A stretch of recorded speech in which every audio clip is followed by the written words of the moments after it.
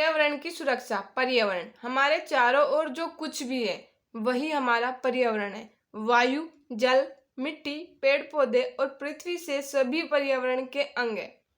एक के अस्तित्व को बनाए रखने के लिए दूसरे का अस्तित्व अनिवार्य है। मिट्टी के लिए वृक्ष और वृक्षों के लिए मिट्टी, प्राणियों के लिए वृक्ष और वृक्षों के लिए प्राणी, जल के लिए वनस्पति और वनस्पति के लिए जल। सभी परस्पर एक दूसरे पर अपना अस्तित्व बनाए हुए हैं। यदि पर्यावरण में उपस्थित किसी एक घटक को हानि होती है तो दूसरे को हानि पहुंचना स्वाभाविक है। महत्व। पर्यावरण में उपस्थित सभी घटक अपना अपना कार्य करते हैं, किंतु मानव अपने स्वार्थों को पूरा करने हेतु मनमानी कर इन घटकों को नुकसान पहुंचाता है। परिणाम यह होता है कि अनेक समस्याएं उठ खड़ी। महत्वपूर्ण अंग।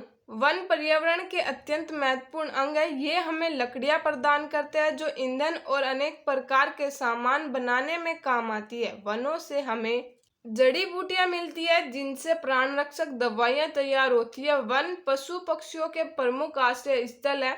पशुओं से प्राप्त लाभ यहाँ गिनवाने की आवश्यकता नहीं।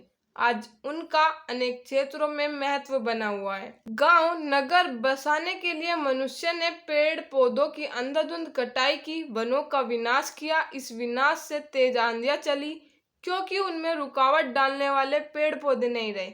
वनों के काटने से उनके तले की मिट्टी कटने लगी और कृषि संबंधी अनेक समस्याएं उत्पन्न हो गई। वन कटाव का दुष्प्रभाव। वन कटने से वन्य पशुओं के आश्रय व भोजन की समस्या उत्पन्न हुई। उन्होंने बस्ती व खेतों की ओर बढ़ना शुरू कर दिया है। हिरन खेत चल जाते हैं और बाघ, चीते जैसे पशु पालतू मवेशियों और मनुष्यों को खा जाते हैं। सोच, पर्यावरण के अंगों को नुकसान पहुंचाना कितना खतरनाक सिद्ध होता है। वनों के कटाव से वातावरण में ऑक्सीजन की कमी हो गई है। इसके साथ ही वाहनों व कारखानों से निकलने वाले धुएं ने वातावरण की ऑक्सीजन को जैसे निगल लिया है। वातावरण में जहरीली गैसों ने प्रसार पा लिया है। परिणाम स्वरूप कभी न समाप्त होने वाले रोगों ने पृथ्वी पर घर कर लिया है। प्रदूषण। मानव के कृत्यों ने जल को भी प्रदूषित कर दिया है। कल कारखानों के कचरे को जल में प्रवाहित कर वह नदियों का जल दूषित करने से भी नहीं चूकता। फलस्वरूप दूषित जल पीने को बाध्य होना पड़ता है। इसीलिए आज तरह तरह की बीमारियों को प्रकोप बढ़ चला है। प्राणियों का जीवन खतरे में पड़ गया है। इसके साथ साथ भूमि प्रदूषण तथा ध्वनि प्रदूषण का विस्तार भी निरंतर हो रहा है।